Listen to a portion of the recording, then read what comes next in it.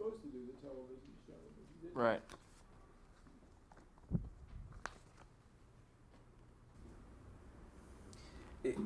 I asked you at the last tape about the fear that dictated so many decisions, and if you just describe the paranoia and how that affected you and your friends during the 1950s. Yes. Well, paranoia is the right word for it because it was extreme and it was based on very little, it had anything to do with fact. However, there were, even at the worst times, there were people in the Hollywood community who thought this whole investigation business was silly and more un-American than anything else. And What? Francis. Oh, you just stopped? There were,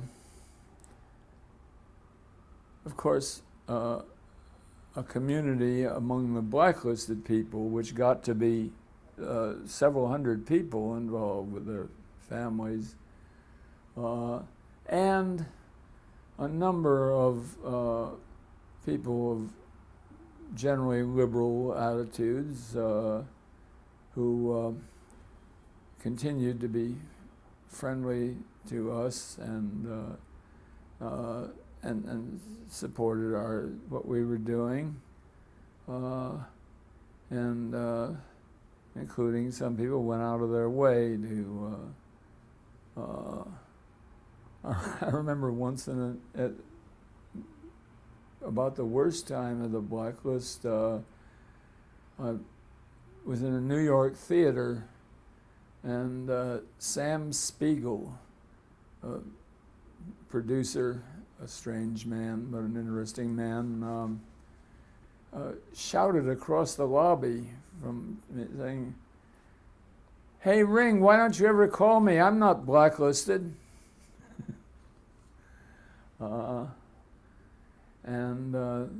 So he was one of the friendlier people. Then this paranoia did diminish during the 50s and 60s.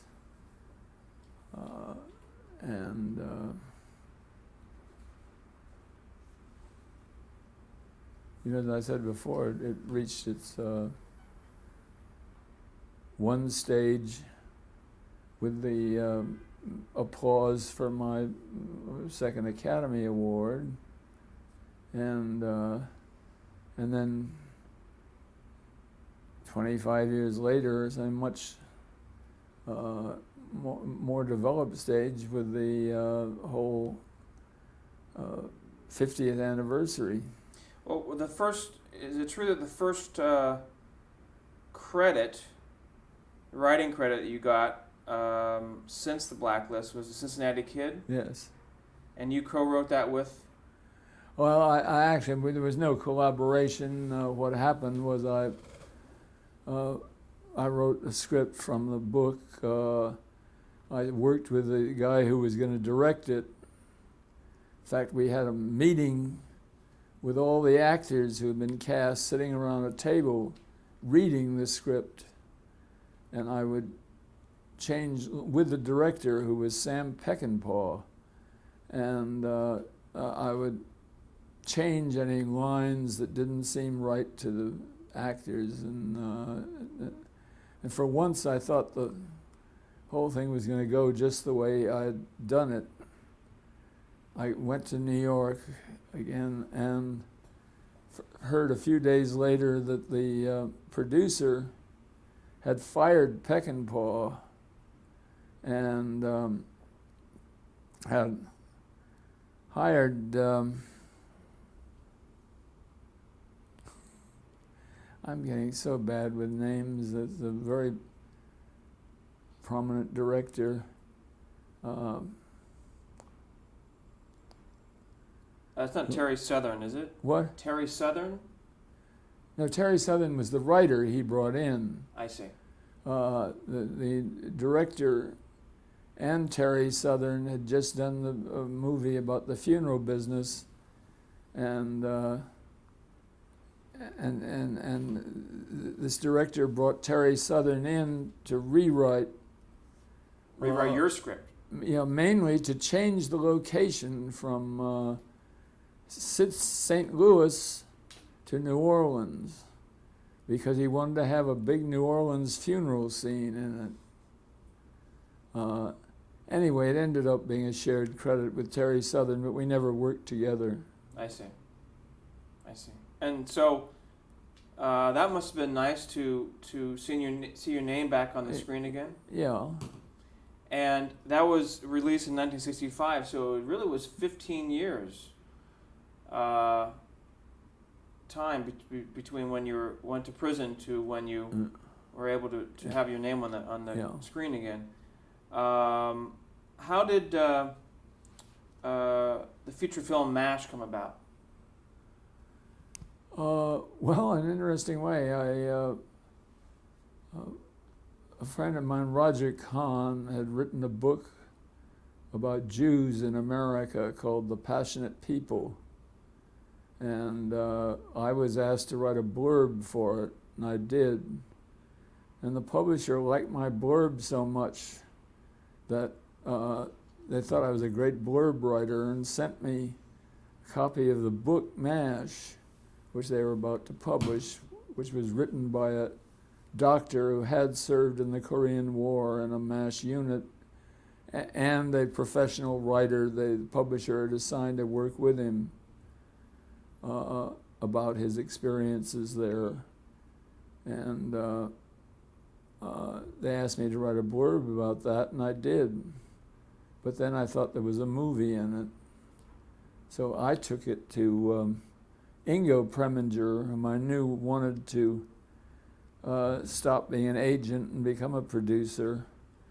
And he liked the idea, and we took it together to 20th Century to Richard Zanuck, Daryl's son, and a fellow named David Brown, who were running the studio together, and sold them the idea. And then I wrote the script there, and when we went in to sell it to them, that was the first time I had walked through a studio gate I've walked through the 20th Century Fox gate since I'd been thrown out of there in 47. Did you have hesitance about going to that particular studio? Were you hesitant about going to that studio? No. I hadn't anything more against them than any other studio. So, what were the themes of the screenplay that you felt were important to include into MASH? Well, it was what the book had was telling some pretty funny stories. Not only some of them true and some of them quite wild and would have been unsuitable for a movie. In the midst of these operations going on, and the doctors really protecting their sanity by acting kind of crazy themselves, and I liked that the mixture of those two things. It's interesting that when Daryl Zanuck, who is still president of the company but living abroad, not having much direct connection, when he first saw the picture, he said immediately, "We got to have this is in a New York projection room. He said, "We got to have a meeting in my office at 10 o'clock tomorrow morning. You cannot combine those bloody operating room scenes with that broad humor. It will offend too many people." And he went off with his young French actress friend, and the next morning at the 10 o'clock meeting, he said, well, what's her name? Well, he said her name, let's say Lisette or something, liked those scenes. She thought they were very funny, and so maybe I'm wrong. Maybe the young people will go for this, and nothing was changed. So as I said in my memoir book, it was the first time that anybody could remember there being any real benefit from the old man's lechery. So did when Robert Altman was brought in as a director, did you work closely with him? Well, we had some. I had done a second draft, and he read that and had some suggestions, and we had a couple of conferences about it. He and Ingo Preminger came to New York, where I was, and we had conferences here. And I thought we were pretty much agreement about it. But the one time I was out in California and went on the set, as I walked on, Altman shouted out loud, "Hey, somebody find the script, here comes the writer." And so I knew this was intended for me, but and I still thought he was more or less following it, but he was actually adding a great deal to it and changing many minor things. And in almost every case, I thought, making improvements. The important thing was he had the same attitude toward the material that I did. So the changes he did make were in the same mood. And so he ended up being a very good choice for the picture. I've written quite a bit, especially lately, about this whole idea of directors being auteurs and maintaining that it's only when a director takes over becomes a collaborating writer that he is really an author of the picture. And Bob did become, in effect, a collaborating writer. But that was in addition to being director, and that was probably a more important contribution. I'd read somewhere that What? I'd read somewhere that the people called it an anti-war film. Do you agree with that? Well, yes. I think that's the film was intended that way, and the television series was probably even more so. Were you asked to be involved with that television series? No, I was offered the job of writing the pilot and being the head writer, and I was working on something else at the time, another script that never got made, and I thought, how long could they go on with a television series about a war that only lasted a matter of months? And I didn't think the answer was 11 years. And as a result, Larry Gelbhardt, who took the job, is a much richer man than I am. So you're that's a regret of yours? Well, I just guessed wrong.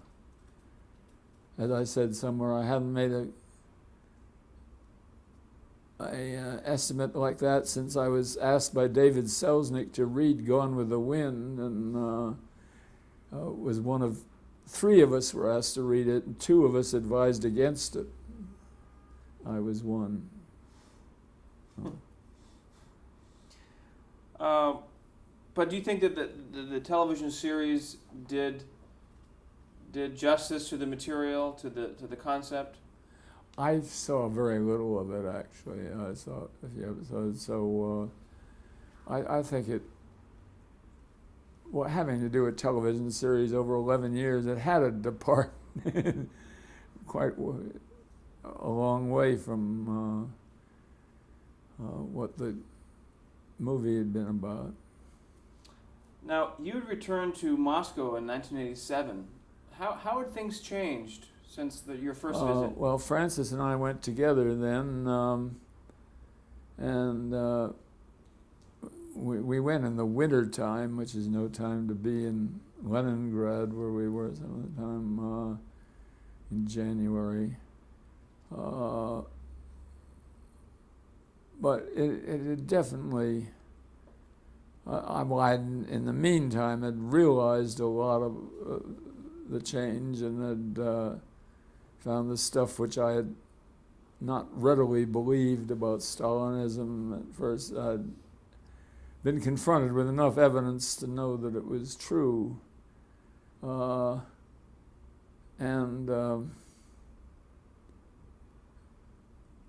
on the whole, I think our attitude was unfavorable. That there was still some good things about it, and we went to for a special performance of the Bolshoi Ballet, and found that interesting. But there was not nearly as much enthusiasm among the citizenry as there had been back in the 30s. Why do you think the blacklist era happened? Well, I mean, it was part of a larger thing that happened, which was the Cold War. It was the Cold War operating in Hollywood, and it was a manifestation of this kind of national paranoia we were talking about. Do you think it could ever happen again? Well, there couldn't be the same circumstances, no. We don't have any enemy exactly like that, and something to pin it on. I suppose, well, it would be a little far-fetched for this suspected China spying to build anything like that. Which has been in recent I years. don't think you could say that, and I don't think there could be a blacklist, especially after everybody in the business has declared themselves so much against it. There could be of course, if the Christian coalition or something got any stronger, there are a lot of things they would like to do about censoring movies and television. And that could certainly be a threat to the First Amendment and the freedom of the screen. But it's not quite the same thing. Do you think the blacklisted writers and entertainers, do you think that they've been publicly vindicated? I guess vindicated, yes. Of course, many of them never got back into the industry again. Many people just found other lines of work who hadn't been as sufficiently established as writers or whatever they were before. So they got into other jobs and continued in them. So they're hardly vindicated. But certainly there was a radical change in attitude about the whole thing.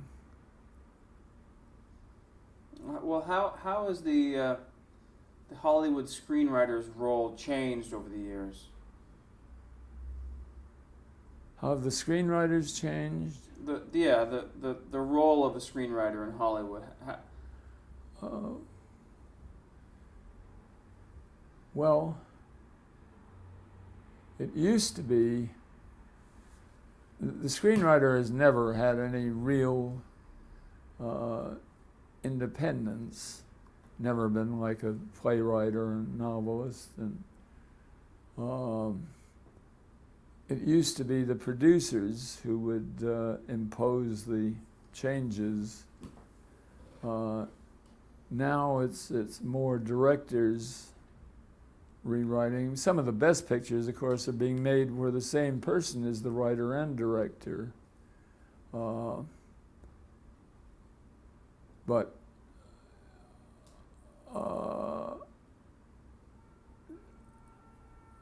the writer's work is still changed rather arbitrarily. I mean, sometimes for the better, perhaps, but so I don't think the writer has any independence, any real dignity in the medium. Last year, I was honored at a film festival, the Nantucket Film Festival, which is one of, maybe the only one that pays attention to writers rather than directors. And I received the first annual Writers' Tribute. The second one was just a couple of weeks ago. I think J. Preston Allen received the second. And that is one group's attempt to recognize the importance of screenwriting. And I said there, there's certainly no director has ever made a great picture from a bad script, except by rewriting it and then he becomes co-writer.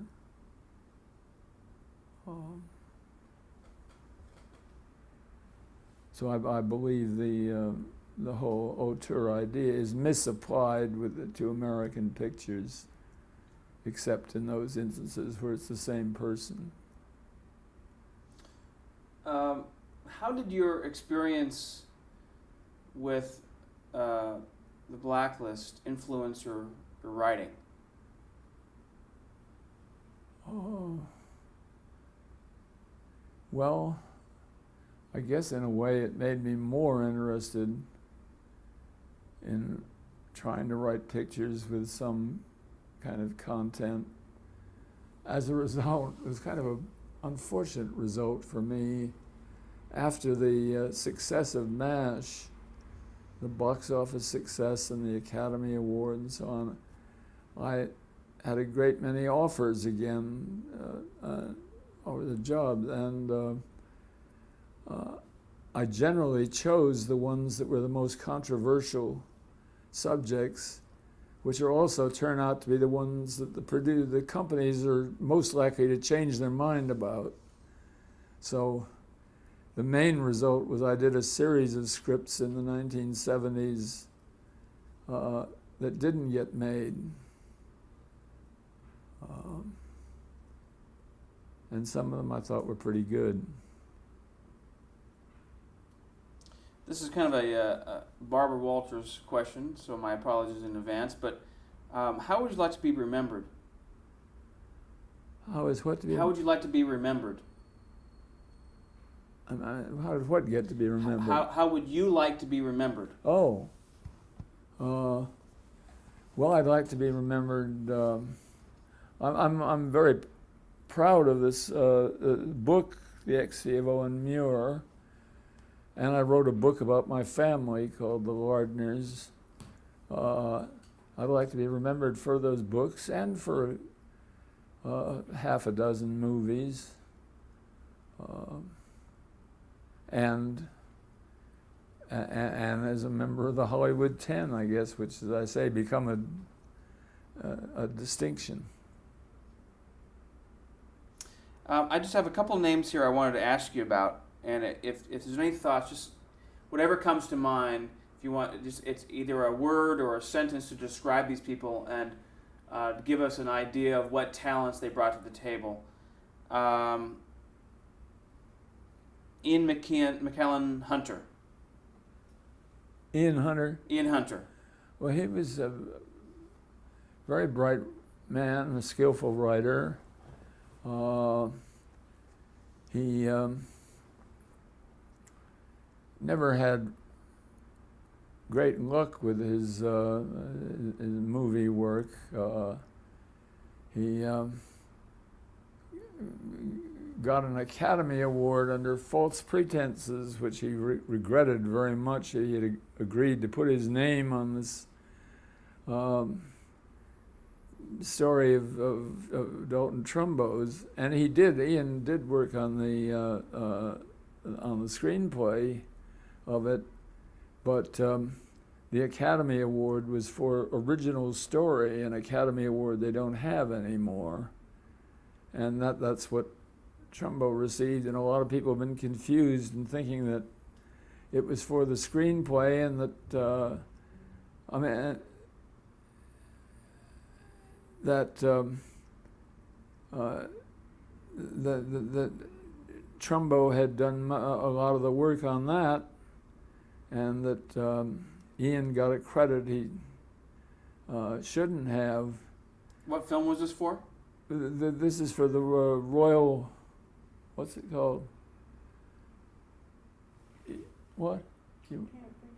The picture in which The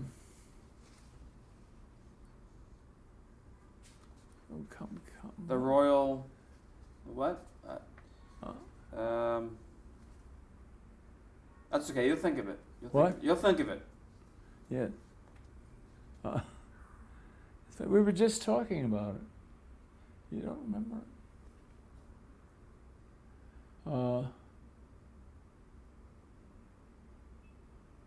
That's okay. You'll think of it. Let me ask you some other names here. Well, Dalton Trumbo. Describe him. Oh, Dalton's quite a remarkable man. He was a great with words. He wrote them in screenplays. He wrote 7 novels. He talked a great deal, and always the words kept coming. And he was a very funny man, and very smart, and enjoyable to be with.